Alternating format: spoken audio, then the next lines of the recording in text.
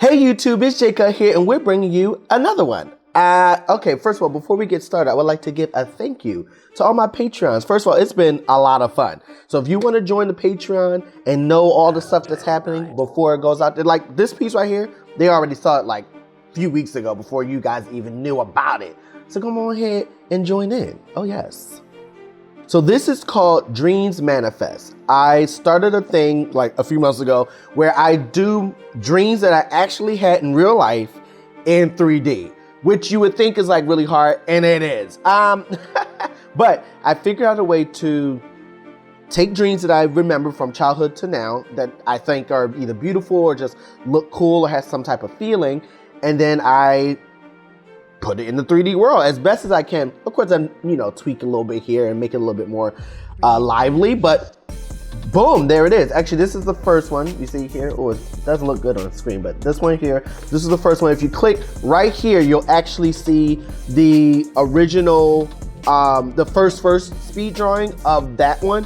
And if you click here, you can see the breakdown for that one as well. Also for this video, if you want to see the whole process without me speaking, and you can hear a great soundtrack from Asteknight. So there's a song right in the beginning that was dedicated for this piece, and there are 3 other songs that we've either used before that he had, that we added into it so that it's not so repetitive. So listen to the music and check out the process. It's a whole situation. But let's break this down.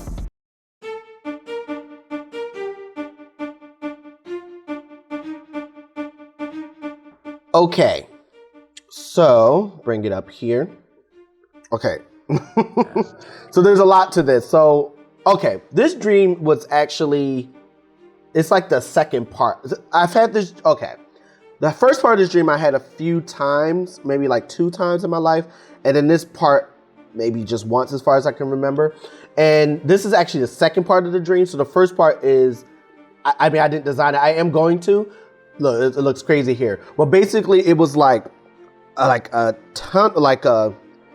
square tunnel, but I was like at the end of it, and it was like out of that tunnel was a really, really big bridge, and then it was like a whole disaster movie. Like it wasn't like horror, it was more like disaster movie. Like the bridge was collapsing and people were running in the cars, and it was like the cave was really, really dark, and it was like real misty grayish, so it was like black white almost. And then, but I was like in like first person and then like kind of third person at the same time, and then like over that bridge somehow I can show you. So then this wall here, oh, where am I? Oh gosh. Okay, so this wall here, it was actually a little bit taller. There was actually like a rope that I came down on, and this is like first person at this point, and I was just kind of like hovering like here. The rope was I didn't decide to do the rope because you'll see it if you look at the process video. Like it was like I was having trouble, and I was like, forget it, I'm over it. But there was like a rope like right here, like just a rope, and so it was like as if I came down there and then just like spectator mode, like what happened. But let me see if I can turn this on. My computer, when it's like recording the screen and trying to do 3D, it's like, now you really overdoing it. Like I'm an iMac, but it's really not like meant for all that. So if I go into the camera mode and let this kind of load up a little bit, as you can see at the top here, I only got it on 5 samples, which you would never render in 5 samples, but I let it go up to 5, and then there's like a denoiser thing over here, which like, you see how noisy it is? So over here where it says adaptive sampling, it kind of like, well, once it reaches 5, that's the limit I put it on.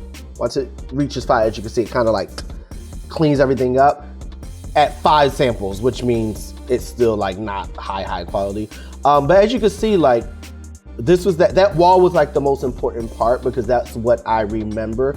But it just was such in the dream, it was this feeling like this like peace or like behind chaos. Like I just know what I just saw in the dream. And then now I'm here. I don't know if my brain just did that or I don't know, but I did add these flowers. These flowers weren't there. These pillars weren't there, but it just felt like, it felt good. But also this was new for me because I used Quixel for the first time. And Quixel is a mega scan platform. So basically, actually, let me see if I can open it while I'm here.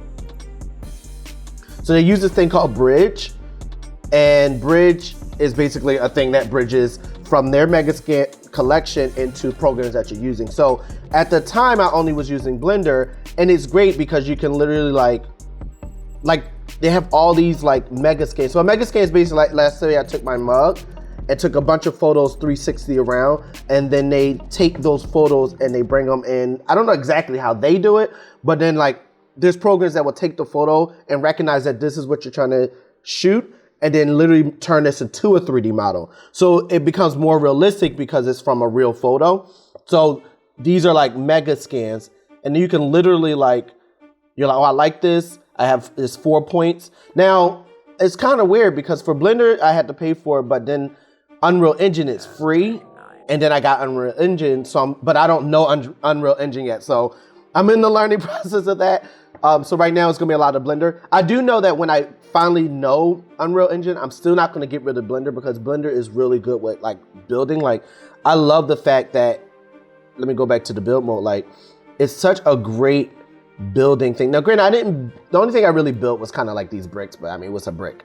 But all this stuff I just kind of took from there. But like, if I really wanted to like, let me see, we turn these off. And let me turn the collection. Let's turn this off. And it's like, it's so good with boom, you know, like building, you know. And learning from Blender Guru, which was, you know, the fact they had that on YouTube for free, basically, like, you know, it's such a great build. I just feel like I can build so quickly, but whereas like Unreal Engine, I don't think it has that capability, or maybe it does in this new version, but I don't think I'm ever going to leave Blender because I really like it. But I'll just take it from Blender, like make the model and then take the model into Unreal Engine, I think is what I would like to do, and then start like texturing and adding assets, and then the lighting is really good there. So maybe I'll do that, but I'm not there yet because I still haven't learned. Like, I downloaded it and have it, but I really need that time to just take, like I did with Blender. Like, I just sat down and then learned it. So, but yeah, and that's something I'm really looking forward to do. But yeah, it was really fun to like add these, where are we at? To add these pieces here, and basically these pieces, if I go back into here, actually let me go to texture mode right here. And I let it figure itself out. These are kind of just like images, and I knew they weren't really in the shot. It was one to just get the shadows that I want, like the tree shadows. And it shows a little bit, I think, in the corner. You'll see once this thing figures itself out.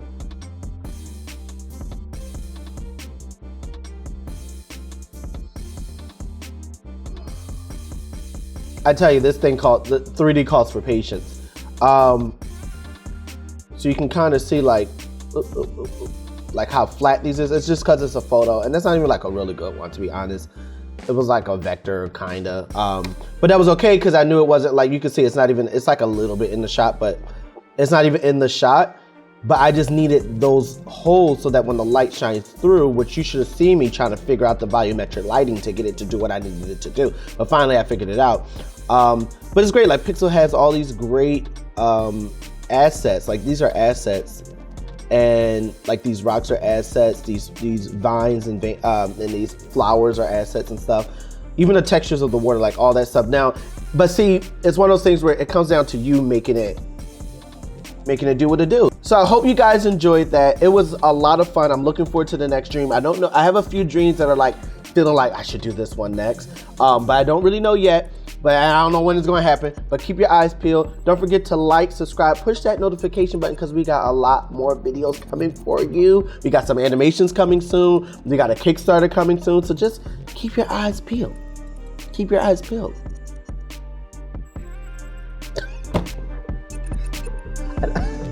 Bye.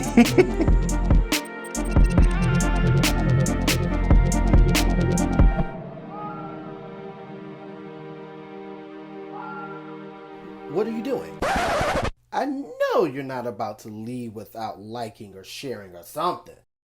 I know you see that red button. You better subscribe to my channel. See you soon.